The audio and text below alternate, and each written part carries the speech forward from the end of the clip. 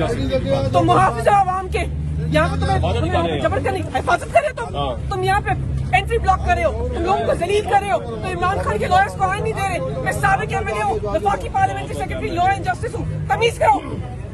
अच्छा मैडम आप नहीं जा सकते, तमीज करो, तुम कंट्रोल में रहो, behave yourself, do not talk to me like this. अब तो सर आप नहीं जा सकते। तुम्हारी वर्दी पे जो बैच लगे हुए तमीज रखने के लिए लगाए हुए, बदतमीजी नहीं करने के लिए नहीं लगाए हुए। अब आप ओवर रिएक्ट कर रही हैं। बिल्कुल ओवर रिएक्ट नहीं कर रही। You guys are creating a ruckus, you are not letting lawyers go in.